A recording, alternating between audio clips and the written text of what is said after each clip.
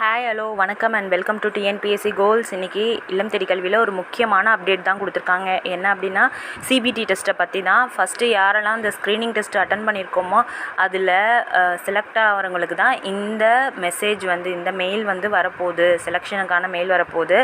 ஆமாம், இந்த ஃபெசிலிட்டேட்டர் ஒர்க்குக்கு தான். பார்த்தோம் அப்படின்னாக்கா இது எங்கே நம்ம செக் பண்ணலாம் மெயில் அப்படின்னாக்கா நம்ம இன்பாக்ஸில் தான் நார்மலாக இருக்கும். ஆனால் சில பேருக்கு ஸ்பேமில் இருந்துச்சு அப்படின்னா ஸ்பேம் ஃபோல்டர் ஓப்பன் பண்ணி செக் பண்ணிக்கோங்க, சரியா? இப்போ அடுத்தது என்ன சொல்லியிருக்காங்க அப்படின்னாக்க இந்த சிபிடி டெஸ்ட் செகண்டு இந்த 2ஆம் கட்ட டெஸ்ட் 5ஆம் தேதி மட்டும்தான் நடக்கும்.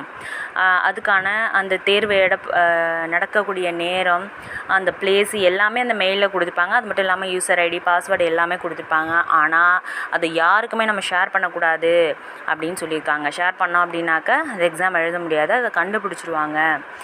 அப்படி சப்போஸ் அவங்க அந்த இது நம்மளுடைய பாஸ்வேர்டில் வேறு யாராவது அட்டன் பண்ணது தெரிஞ்சிச்சுன்னா பிரச்சனை ஆகிடும். ஸோ அது மட்டும் இல்லாமல் நம்ம இந்த எக்ஸாம் எழுதுறதுக்கு முன்னாடியே சர்டிஃபிகேட்ஸை வெரிஃபை பண்ண போகிறாங்க.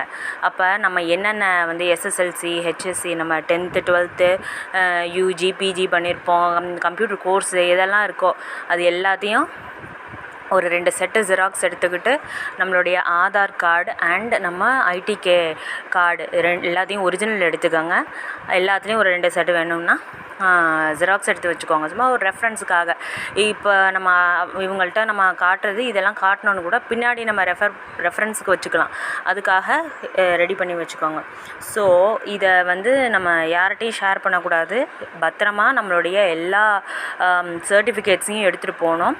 அது மட்டும் இல்லாமல் அந்த டைமிங் இப்போ கரெக்டாக இப்போ நமக்கு இப்போ 10 o'clock எக்ஸாம்னு சொல்கிறாங்கன்னா நம்ம அங்கே 8:45 போயிடுறதுனால அது ஏன்னாக்கா சர்டிஃபிகேட் வெரிஃபை பண்ணும்போது ரொம்ப நேரம் ஆகலாம். ஸோ அவங்க என்ன சொல்கிறாங்கன்னா சர்டிஃபிகேட் வெரிஃபிகேஷன் பண்ணி அதெல்லாம் கரெக்டாக இருந்தால் மட்டும்தான் அடுத்த தேர்வை எழுத விடுவோம்னு சொல்லியிருக்காங்க. ஸோ அப்போ நீங்கள் கரெக்டாக இருக்கணும், எல்லாத்துலேயும் கரெக்டாக எல்லாம் ரெடி பண்ணி வச்சுக்கிட்டு போகணும். ரொம்ப லேட்டாக போயிடக்கூடாது.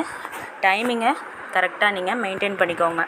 ஸோ வேறு இல்லை இதெல்லாம் ப்ராப்ளம், நான் மத்தியானம் எழுதலாமா போகலாமான்னா அதுக்கெலாம் வாய்ப்பே கிடையாது. எந்த சேஞ்சஸும் இல்லை, அந்த டைமிங்கை தான் அவங்க ஃபாலோ பண்ண போகிறாங்க. ஏன்னா அவங்களுக்கு இது எல்லாமே ஃபில்ட்ரிங் ஆப்ஷன்ஸ் தான், நம்மளை எப்படியெல்லாம் ஃபில்டர் பண்ணலாமோ பண்ணிவிடுவாங்க. ஸோ அதனால் நம்ம கவனமாக இருக்கணும். அதுக்கப்புறம் பார்த்தோம்னா English, basic maths, computer knowledge, comprehension skill இதெல்லாம் நம்மளை பார்த்துக்க சொல்லியிருக்காங்கன்னா நான் இதெல்லாம் ஷுர் கிடையாது, பட் இதெல்லாம் தெரிஞ்சுக்கோங்க, நம்ம எக்ஸாம்ஸ் எல்லாம் நல்லா செய்யுங்க அப்படிங்கிற மாதிரி நமக்கு இன்ஃபர்மேஷன் வந்திருக்கு. ஆமாம் ஃப்ரெண்ட்ஸ், எல்லோரும் நல்லா சூப்பராக செய்யுங்க.